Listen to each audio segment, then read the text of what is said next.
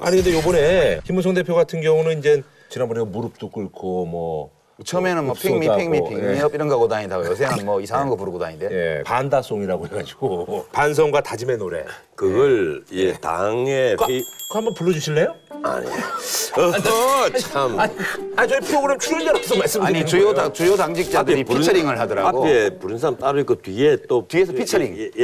피처링 곡 싸우지 마세요. 그럼 안 싸울게요. 그러고 안 싸울게요. 잘못했어요. 뭐 그런 거 하는 건데. 정신 차려요. 싸우지 마요.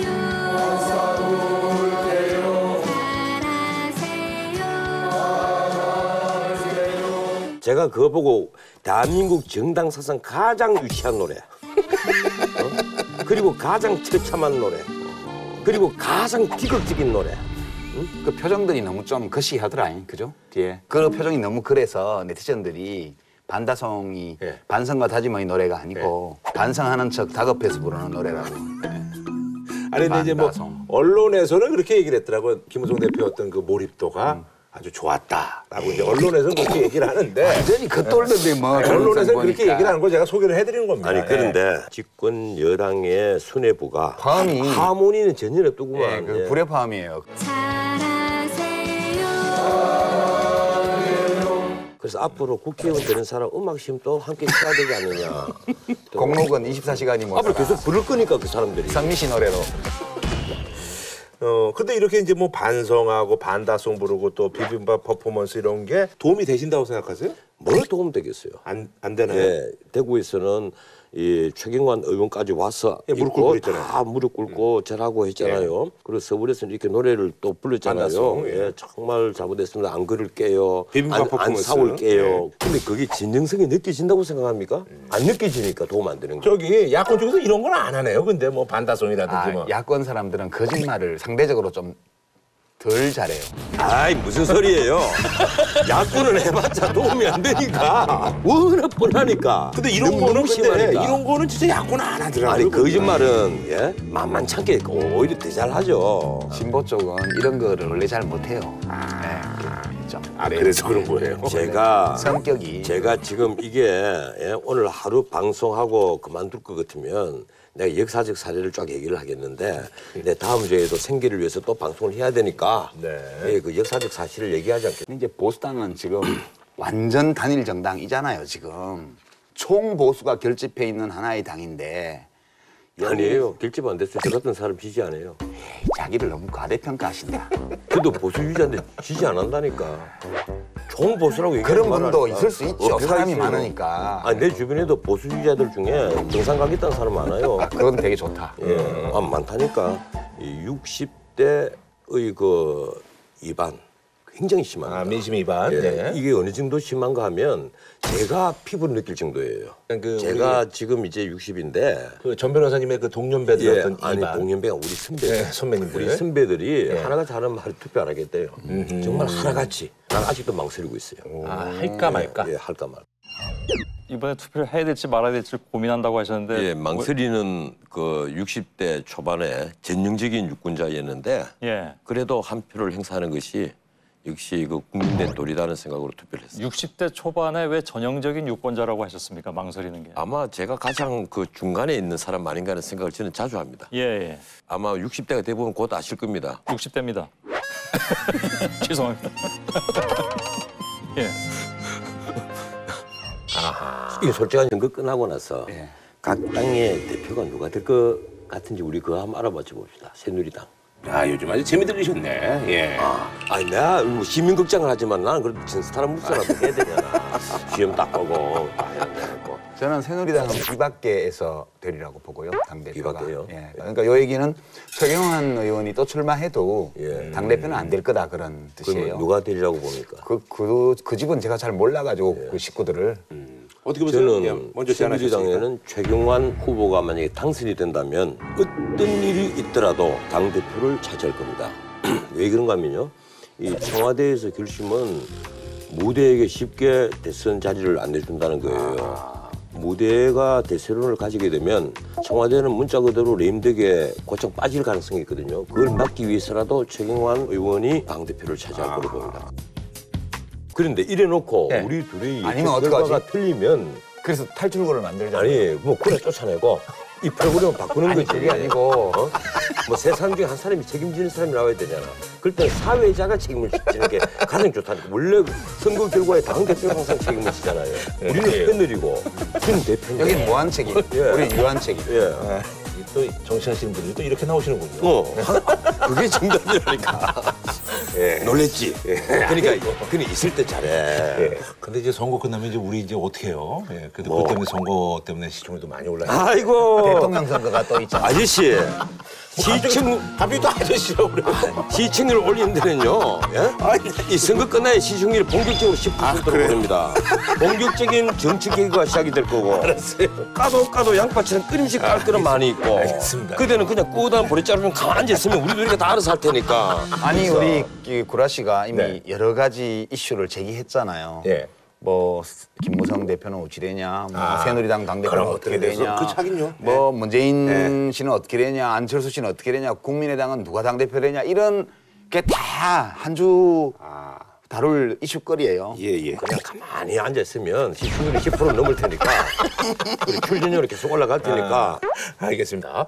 이게 지금 이 구조가 예. 새누리당이 과반이 안 되기 때문에 과반수 캐스팅 보트를 국민의당이 딱 쥐게 돼요. 네. 그래서 이게 상당히 안정된 3당 체제로 국회가 작동할 가능성이 커요. 그러면 새누리당 입법을 하려면 아예 큰 파트너인 더민주하고 타협을 하든가 아니면 국민의당하고 타협을 하든가 그러려면 박 대통령이 지금까지처럼 그냥 친박 통해서 당을 장악하고 좌지우지하고 뭐 국무회의 소상에서 국회를 야단치고 이런 방식으로는 국정 운영이 불가능해요. 그래서 이제 대통령도 이제는 대화 타협의 정치 쪽으로 옮겨오지 않으면 국정 운영이 어려울 거고요. 국회도 이 국민의당이 3당 체제이긴 한데 명분 없이 여당하고 손잡기는 또 어려워요. 왜냐하면 주로 당선자가 호남에서 나왔기 때문에. 그렇죠. 예. 지역 정서상 마음 놓고 여당하고 연합하기도 어렵고 그렇다고 또 더민주를 따라다니면 이게 3당으로서의 존재감이 없기 때문에 이 국민의당이 그 줄타기를 어떻게 하는가 이것도 앞으로 볼만한 내용이야. 지금 이제 국민의당이 캐스팅 보트 역할을 하긴 할 거예요. 그런데 설령 그 새누리당하고 연합을 한다고 합시다. 그래서 150석을 넘긴다고 합시다. 그래도 할 수 있는 게 없어요. 물론 그 국민의당은 국회 선진화법 이른바 이 국회법 개정을 하는데 자기들이 찬성을 하겠다. 이 안철수 대표의 얘기입니다. 네. 하지만 그 180석이 돼야만 개정을 하잖아요. 더민주가 단독으로 그걸 저지할 수가 있어요. 예, 이러니까 그것도 개정을 못 한단 말이에요. 그러면 이 3당 체제에서 어떤 결과가 나오겠습니까? 과거에 18대가 동물국회, 19대는 식물국회였어요. 이제 20대 국회는 당분간 무생물 국회입니다. 바위 하나 갖다 놓은 거하고 똑같아요. 바위 300개 갖다 놓은 거와 똑같은 현상이 생기니까 재밌어요. 우리 그 비싼 세금으로 무생물 국회를 우리는 당분간 구행할 것이다. 아니 근데 저는 꼭 그렇게 보진 않는 게 네. 이제 안철수 대표가 본격적인 그런 정치 리더로서의 시험대에 섰어요. 일단 기회가 온 거예요. 선거 기간 내내 1번 당과 2번 당은 기회가 많았습니다. 그 정치가 마음에 안 든다면 3번 당을 그렇죠. 지지해 주십시오. 네. 이것이 상당히 호소력이 있어서 비례득표는 그렇죠. 더민주 못지않게 예. 많이 했단 말이에요. 그러면 이제 국민들이 한번 기회를 준 거예요. 자 그러면 이 낡은 정치와는 다른 새로운 정치를 보여줘야만 돼요. 대권 가도를 띄우려면. 그렇죠. 예. 그래서 본격적으로 안철수 대표가 가진 정치인으로서의 능력 이런 것이 있냐 없냐가 시험대에 올랐기 때문에 만약 전 변호사님 말씀처럼 돌멩이 3개 갖다 놓은 것처럼 이렇게 안 움직이면 뭐 다르게 한대더니 1번이랑 2번이랑 당신도 다를 게 없잖아 이 얘기가 바로 나오게 돼 있어요. 그래서 어떻게든 안철수 대표에게는 이게 기회고 또 한편도 위기고. 위기네요. 예. 새누리 더하기 친새누리 성향의 무소속 당선자를 포함해서 180 마이너스 알파. 네네. 이 알파가 2자리가 될 수도 있다 이렇게 봤지.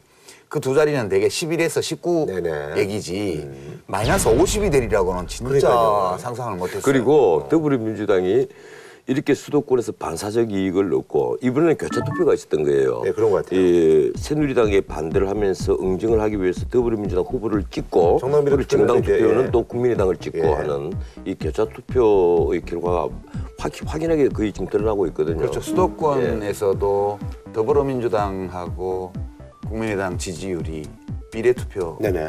거의 비슷하게 나타나요. 그러니까요. 근데 지역구 의석은 수도권에서 손꼽을 정도밖에 그렇죠. 국민의당이 안 됐단 말이에요. 그러니까 국민의당이 신인이 많고 좀 검증되지 않은 후보들이 많으니까 후보는 그래도 현역 중심으로 해서 더민주 후보 쪽으로 몰고 새누리에 맞설 수 있는. 네, 그리고 뭐 문재인 전 대표 같은 분은 아예 그렇게 내놓고 얘기를 했잖아요. 비례표는 국민의당 찍어도 좋은데 당선될 데가 별로 없으니까 수도권에서는 네. 지역구는 더민주 후보를 찍어달라 이렇게 노골적으로 얘기를 했잖아요. 근데 유권자들이 이렇게까지 심하게 교차 투표를 하리라고는 상상도 못했어요. 근데 이렇게 유권자들이 이렇게 심하게 교차 투표를 하고 이제 그 아까 그 플러스 알파가 마이너스 이제 20석 이상이 된 이유는 뭐라고 생각하세요? 여기 이제 뭐 경제라고 이제 말씀하셨는데.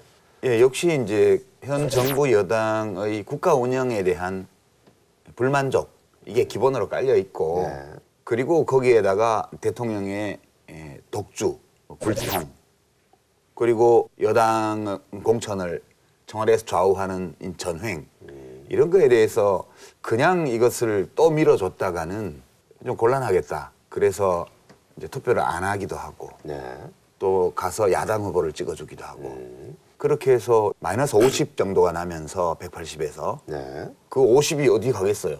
그게 수도권은 더민주로 호남 지역은 또 더민주에 대한 불만이 있기 때문에 더민주를 응징하기 위해서 또 국민의당으로 이렇게 돼버린 거죠. 지금 이번에 새누리당이 인물 경쟁에서 완전히 실패한 겁니다. 비례대표는 말할 것도 없고 지역구 후보도 공천할 때 경쟁력 있는 후보를 컷오프를 해버리고 우선 추천제를 가동을 한다라든지 그리고 예컨대 윤상현 물론 이번에 당선됐습니다만 윤상현 막말 파동이 벌어졌을 때 거기에는 그냥 형식적으로 후보를 공천했잖아요. 이것을 국민들이 다 보고 있는 거예요. 소위 진박 타령이 나왔을 때부터 국민들이 주시를 처음 다 하고 있었던 겁니다. 이번 또 선거 결과에요. 아주 색다른 재미가 있어요.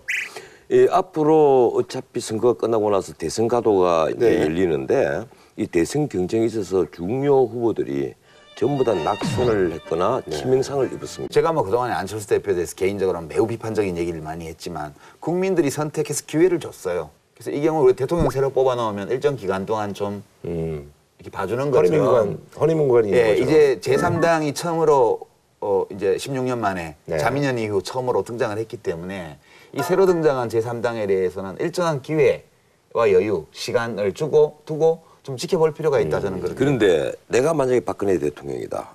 지금 무슨 욕을 받겠어요? 오늘부터 당장 레임덕이 본격적으로 시작된단 말이에요. 엄청난 레임덕이에요. 아무래도 이제 뭐 시기적으로 4년 차이기도 이제 하고. 박근혜 대통령의 말씀을 잘 듣는 사람은 장관이거나 청와대 수석 참모들 이런 참모들 뿐이고 하급직 공무원들은 일단 말을 안 들어요. 레임덕이 시작된단 말이에요. 정권 교체 가능성이 높아졌기 때문에. 그리고 여당 안에 있는 이 어떤 좀 비박계 이런 사람들도 이 청와대를 속아 닭보듯이 할 거예요. 자, 그러면 박근혜 대통령이 어떤 욕을 받겠어요? 정계 개편입니다. 그래서 지난번에도 우리가 음모론을 한번 얘기했잖아요. 어쩌면 친박이 다른 대안을 못 찾았을 때 안철수 의원과 손을 잡을지도 모른다. 어떤 모든 것은 다 일리가 있습니다. 예컨대 청와대와 더불어민주당이 손을 잡지 말한 법도 없어요. 어떤 식으로든지 박근혜 대통령은 전국 주도권을 놓치지 않으려고 애를 쓸 거란 말이에요. 나는 그래서 올 연말에 엄청난 정계 개편이 올 가능성이 매우 높다. 여기 한 표를 걸겠습니다. 이제 참 예언을 안 하기로 했는데. 우리 돈짜리 걷어야 돼. 나눠야 돼. 우리 돈짜리. 그래서 180 플러스 알파, 180 마이너스 알파 또 이랬는데. 제스랑 무슨 노릇을 한단 말이야. 그러니까 이 자네 수염 자를게. 이게 이제 모자 뭐 벗었어. 돈짜리 말아서 넣고. 연말 정도 앞으로 나한테 모자 얘기를 씌우고 쓰세요. 가세요. 연말 거는 뭐 빠져나갈 구멍이 많으니까요.